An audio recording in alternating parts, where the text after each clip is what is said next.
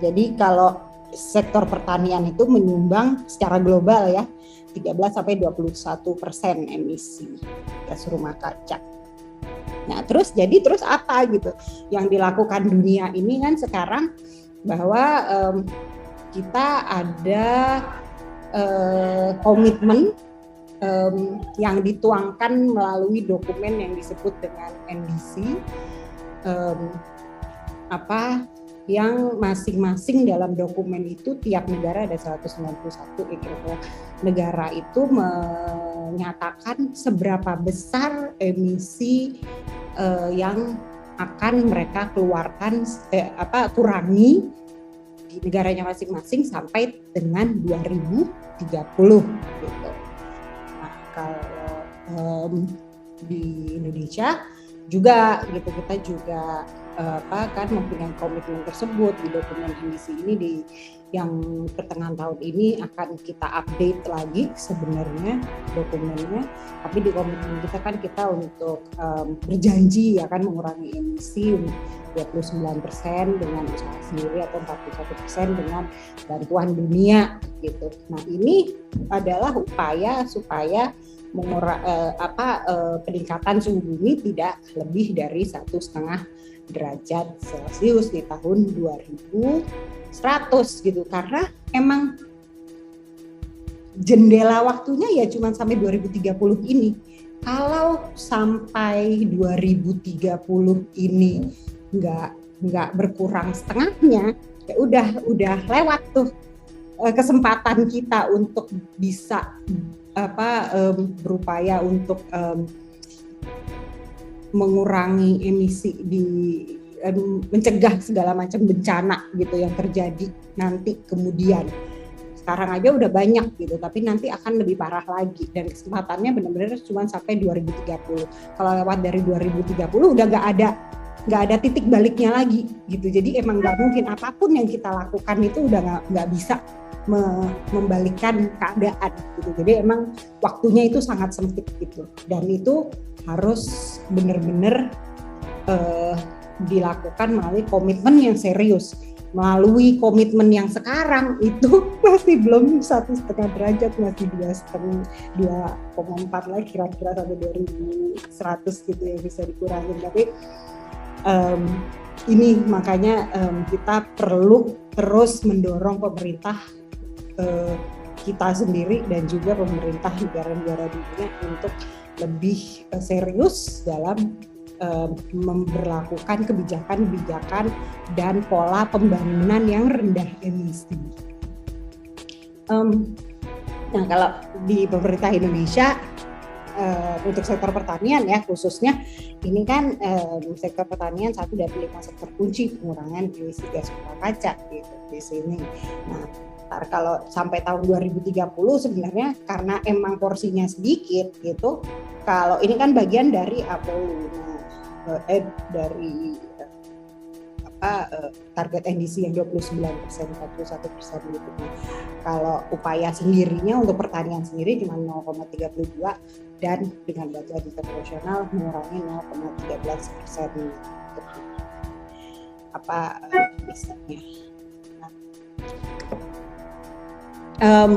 Ini yang mungkin bisa dilakukan oleh Bapak-bapak, ibu-ibu, teman-teman sekalian di desa untuk yang menurut pemerintah, menurut Departemen Pertanian juga ada beberapa penelitian yang disarankan dan juga ini ada di dalam dokumen pemerintah gitu, rencana yang akan dilakukan dalam menurunkan emisi gas rumah kaca untuk sektor pertanian.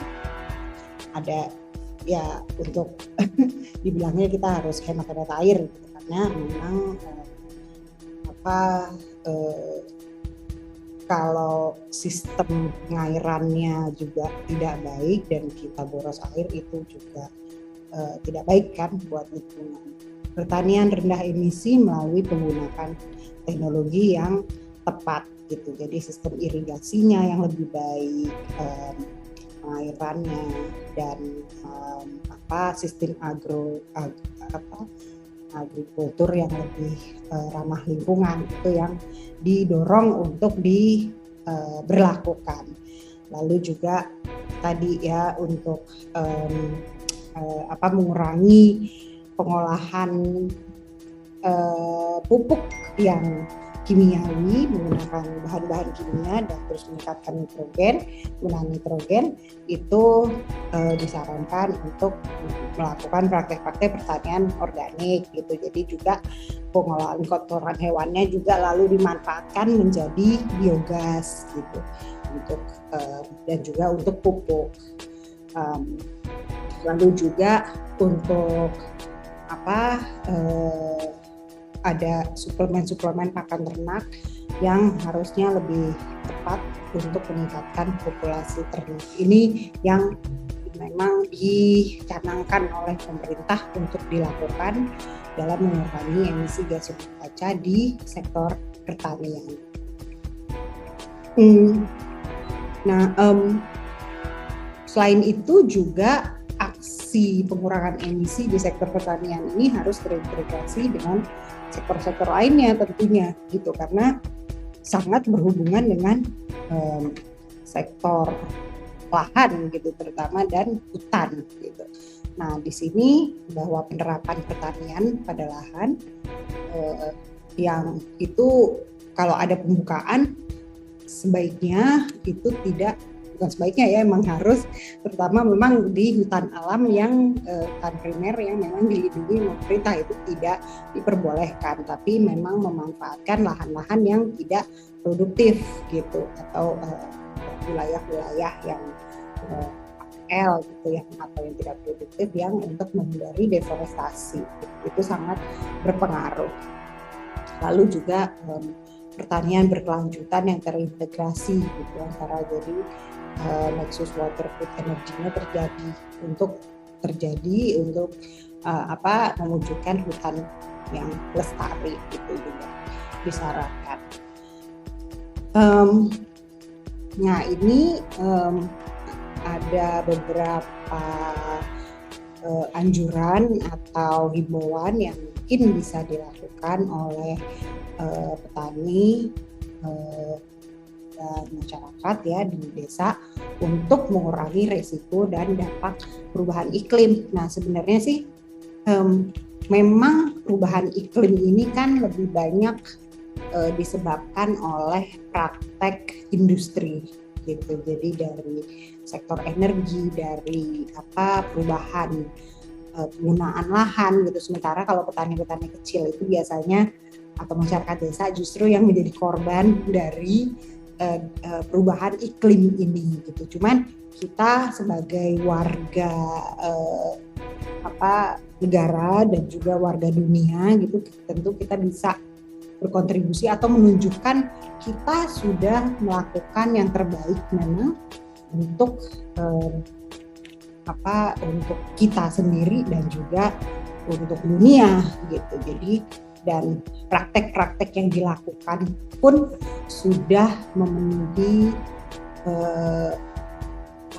anjuran untuk mengurangi risiko dan dampak dari perubahan iklim ini gitu, dengan pengembangan varietas dan komoditas yang lebih adaptif gitu.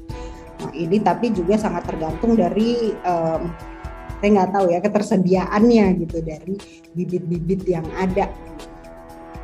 Nah ini mungkin nanti yang bisa didiskusikan dengan teman-teman pendamping gitu, NGO kalau memang mengalami kendala ya, dan juga dengan pemerintah lokal kalau memang bisa diakses. Lalu sistem agroforestry ya, dan tiganya pertanian, kehutanan, peternakan gitu, agrosilvopastoral itu yang lebih baik gitu. Terus juga penerapan teknologi yang tepat guna. Lalu juga berbagai macam inisiatif dan kolaborasi itu akan sangat membantu gitu, karena kadang-kadang kita nggak tahu, kita mengalami perubahan pola tanam, kita mengalami cuaca tidak menentu, kita mengalami juga kita mengalami serangan hama gitu yang kita tidak pernah alami gitu sebelumnya atau lebih dari biasanya gitu. Nah, itu sekarang ada beberapa juga inovasi-inovasi sebenarnya yang sudah diusahakan untuk dapat mengurangi dampak dari atau risiko yang ditimbulkan dari si anomali ini ya, perubahan iklim ini. Nah, ini banyak diskusi dan kolaborasi dengan pihak-pihak tersebut, semoga bisa membantu juga. Nah, mungkin dari saya itu dulu Mbak Tami. Mungkin nanti nggak tahu di sini ada sesi diskusi ya, kalau kalau ada yang mau ditanyakan atau mau diskusi lebih lanjut silahkan.